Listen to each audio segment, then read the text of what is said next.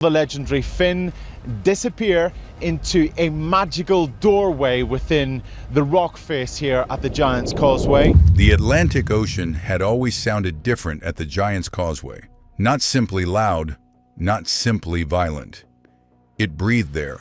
It roared against the ancient black stones like some enormous living creature trapped beneath the sea, endlessly trying to claw its way onto the shores of Northern Ireland. Along that wild coastline, more than 40,000 interlocking basalt columns stretched across the cliffs and shoreline, like the ruins of a forgotten world, each one shaped into eerie hexagonal patterns forged nearly 60 million years ago when volcanic fire met the freezing ocean. Mist rolled constantly across the rocks. Wind screamed through the cliffs with the sound of distant voices. And for centuries, locals whispered that the causeway was never entirely natural. Old legends claimed giants once walked there. Most people laughed at those stories. Until the door moved. It happened on an autumn afternoon, wrapped in dark clouds and cold rain. The sea was angry that day. Waves hammered against the basalt pillars, hard enough to shake spray nearly 40 feet into the air. Tourists had mostly cleared from the cliffs as the weather worsened, leaving only a handful of stubborn visitors standing against the howling wind.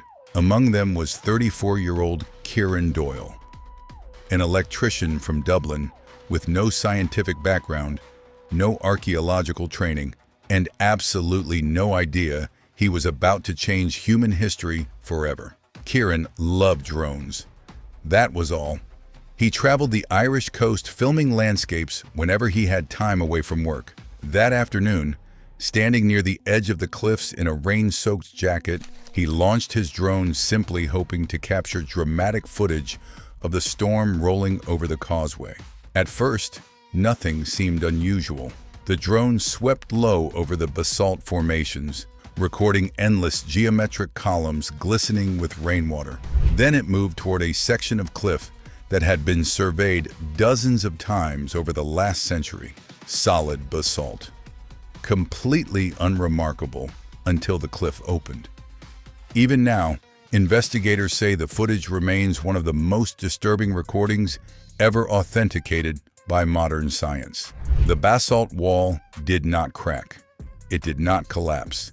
A single enormous slab, weighing an estimated 20 tons and roughly the size of a transit van, swung outward smoothly and silently like a massive vault door. There were no visible hinges, no grinding stone, no falling debris. The movement was mechanical, intentional, impossible. Behind it waited total darkness, a black void hidden inside 60-million-year-old rock. Kieran later described the moment in a trembling television interview. "I thought the drone camera had glitched," he said. "I actually rubbed my eyes because it made no sense. Rocks don't open." The door remained open for exactly 11 seconds. Then it sealed itself shut with terrifying precision. No seam remained, no crack, nothing. Just solid basalt once again, as though the cliff had never moved at all. For 2 days, almost nobody believed him. When Kieran uploaded the footage online, it exploded across social media within hours. Millions watched it. Most dismissed it immediately as CGI. Professional editors claimed it was a digital composite. Skeptics called it an elaborate hoax designed to gain followers.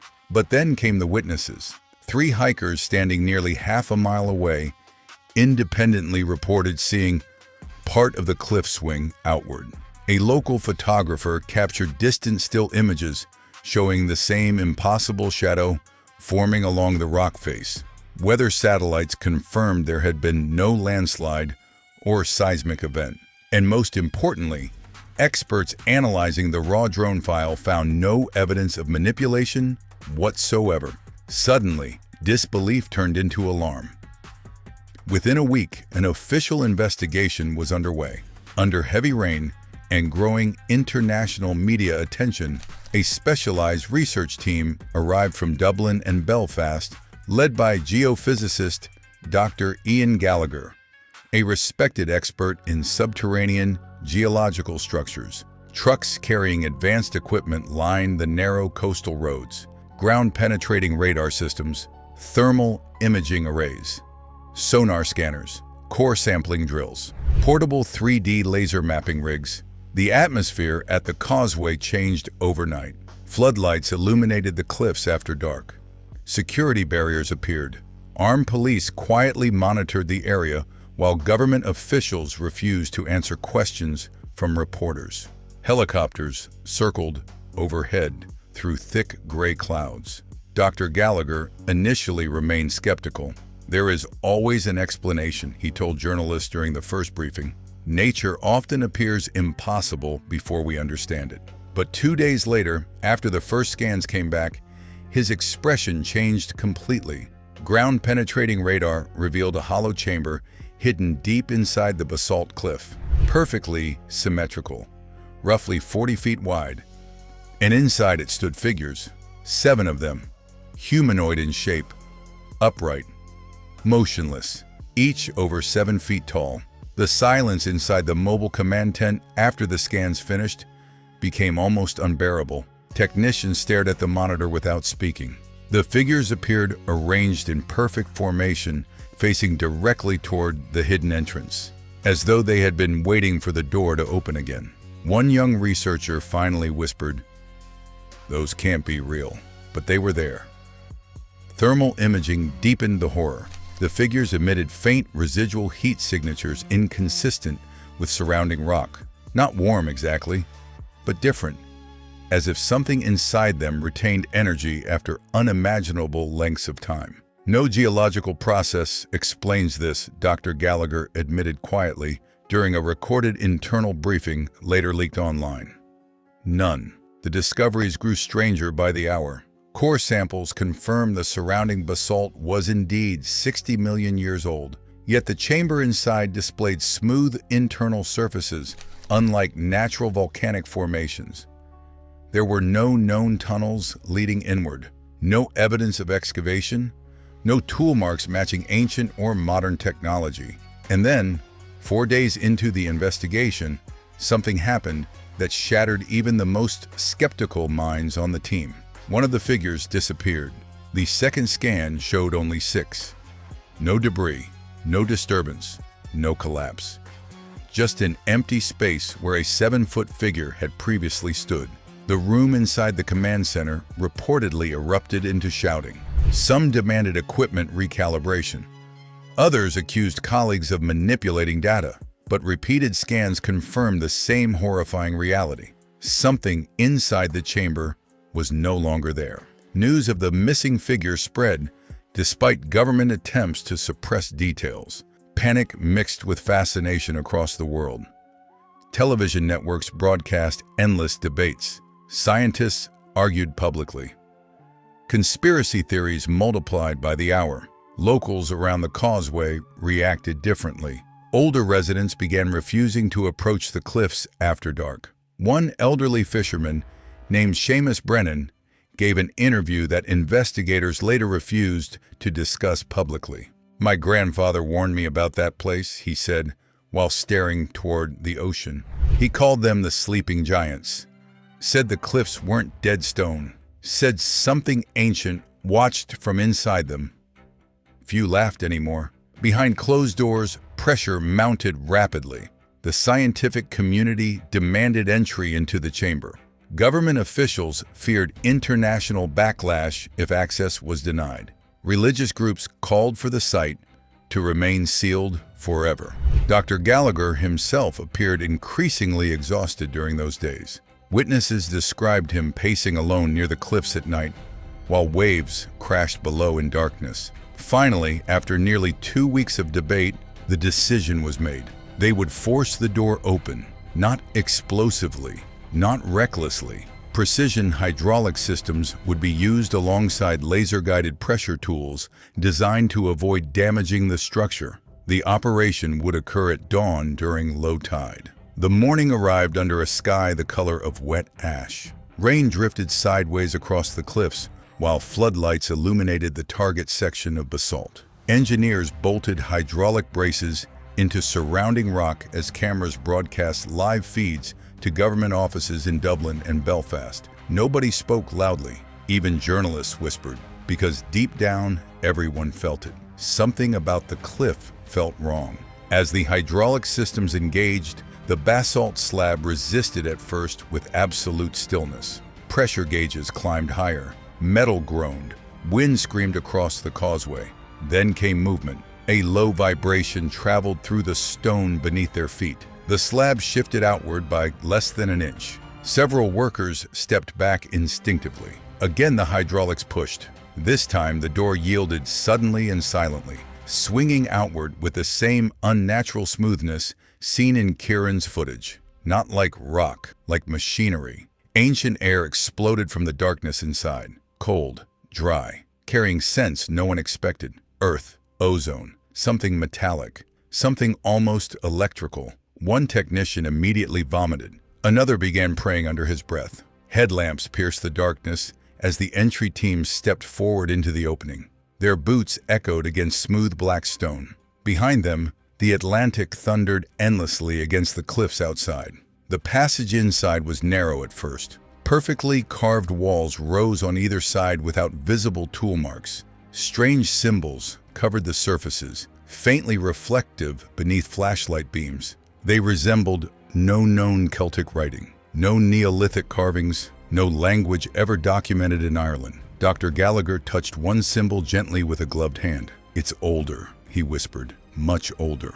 The passage opened into the chamber, and every person who entered stopped walking. The 6 figures stood exactly as the scans predicted, towering, silent, watching. They were humanoid, but not entirely human. Their bodies appeared slender, yet immensely powerful, covered in surfaces resembling polished stone, fused with petrified organic tissue. Intricate carvings spiraled across their torsos and limbs in geometric patterns that seemed almost mathematical. Their elongated faces lacked clear expressions, yet somehow radiated awareness. One researcher later confessed she could not shake the feeling that the figures were looking directly at her. Even stranger were the eyes, dark, glossy, reflective. Under shifting flashlight beams, they seemed to glow faintly from within. No one spoke for nearly a full minute. Then one of the thermal technicians pointed toward the empty space where the missing figure had once stood. The outline remained visible on the chamber floor, still warm. A perfect 7-foot silhouette embedded in ancient dust. "That's impossible," someone muttered.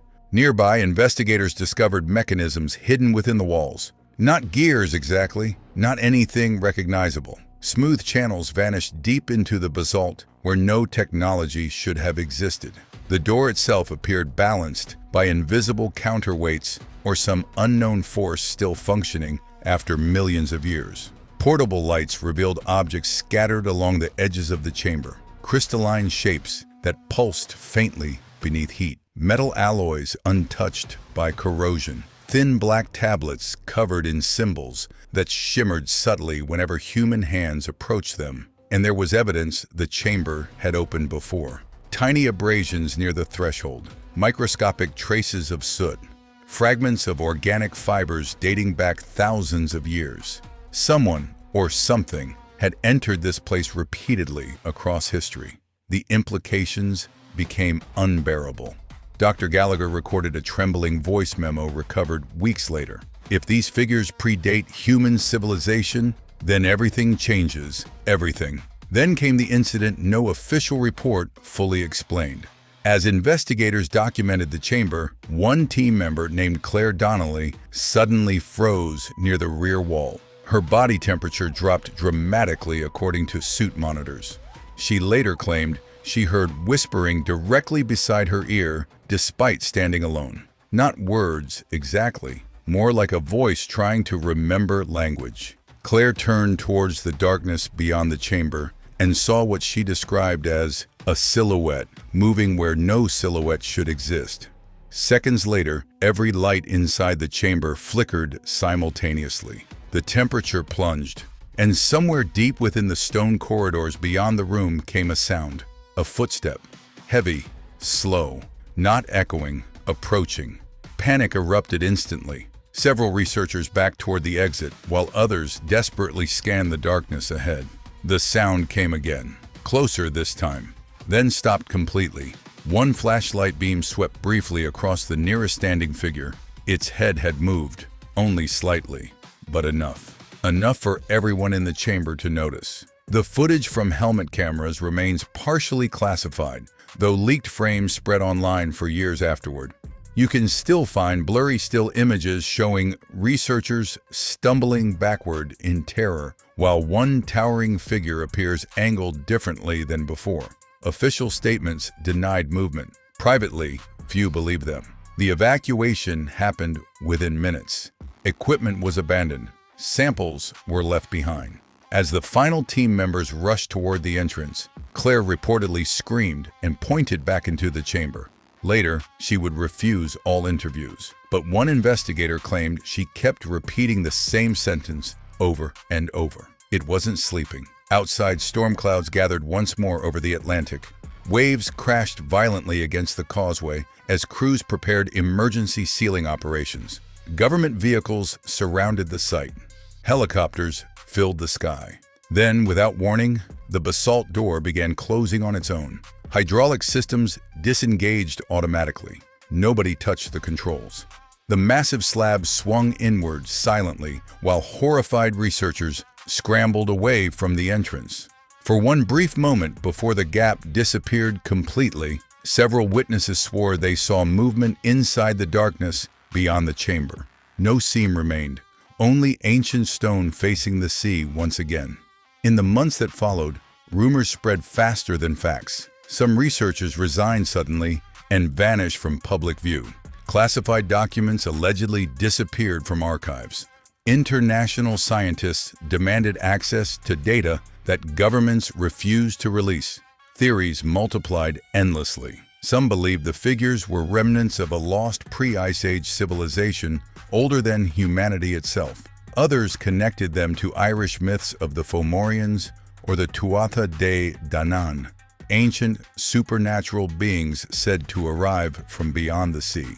More extreme voices claim the chamber proved extraterrestrial contact long before recorded history. No explanation satisfied everyone, especially one question. Why did the door open now? Kieran Doyle still struggles with that thought. In his final public interview, he admitted he sometimes replays the original drone footage late at night, searching for details others missed. And recently, he noticed something disturbing. During the final second before the door closes, one frame shows a shadow moving inside the darkness, moving toward the exit. Today, the Giant's Causeway remains open to tourists, but certain cliff sections stay permanently restricted behind steel barriers and silent security patrols. Officials insist there is no danger. No further activity has been detected. Yet local fishermen still report strange lights along the cliffs after midnight. Some visitors claim they hear distant metallic sounds beneath the crashing waves. And every so often, when Atlantic storms roll across the basalt coast and thick mist swallows the ancient stones, people swear the cliffs themselves seem to breathe again, as if something inside them is waiting, watching, remembering, and perhaps, very slowly, waking up.